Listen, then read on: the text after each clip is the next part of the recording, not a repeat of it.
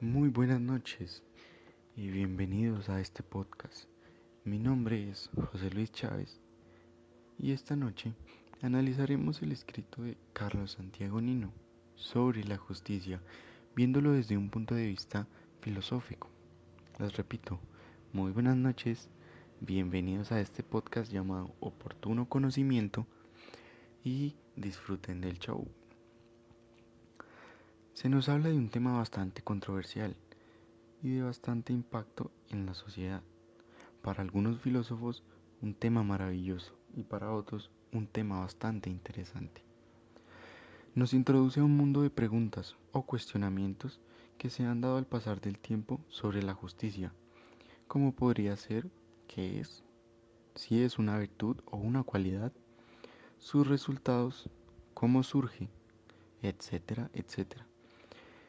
Estas dudas o cuestionamientos dados por filósofos tratando de responder esta grandísima incógnita.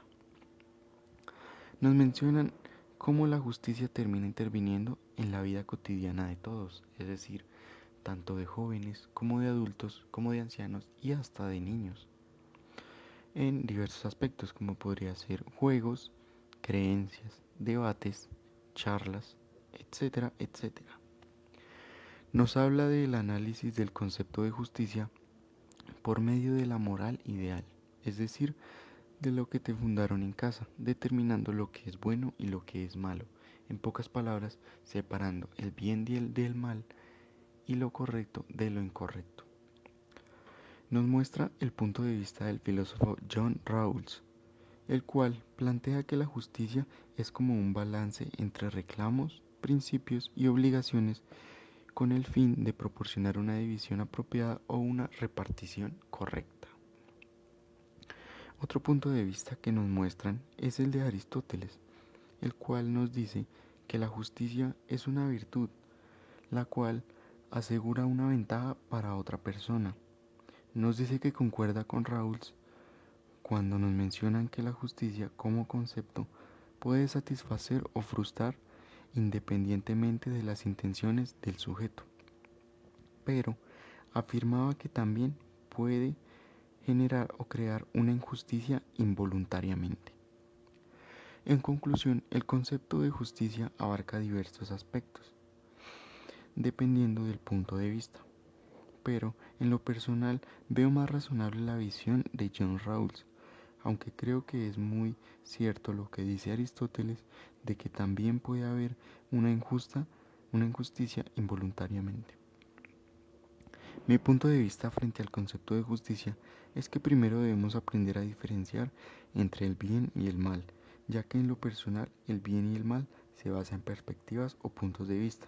Por ejemplo, podríamos retornarnos al 1945 en Alemania, cuando un nazi nace, crece y se funda de los pensamientos y las ideologías de Adolf Hitler. Él cree que está haciendo lo correcto. Ellos creyeron que estaban luchando por una justa causa, asesinando o haciendo lo que tenían que hacer, ¿sí? Sin importar los sacrificios, ellos creían que hacían lo correcto. Mientras que para un judío, un nazi era una bestia, era un ser sin corazón, era un alma, era un cuerpo sin alma.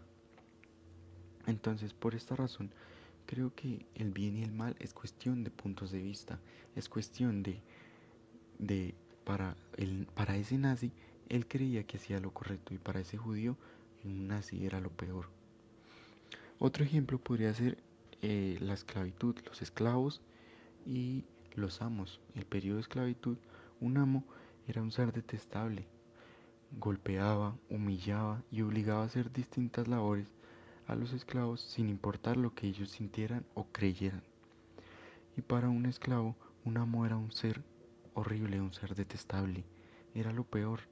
Los obligaban a hacer labores que ellos no querían, abusaban de las mujeres, los humillaban, etcétera, etcétera. Por esto creo que para los puntos de vista, el bien y el mal se trata de perspectiva. Para el amo, en ese caso, él hacía lo correcto, y para los esclavos, él era una bestia.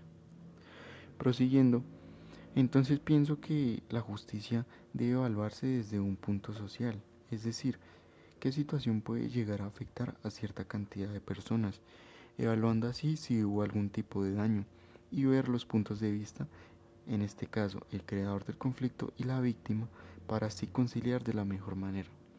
En pocas palabras, escuchar las dos versiones y conciliarlas socialmente para solucionarlo de la mejor manera. Bueno, muchas gracias, eso fue todo por hoy.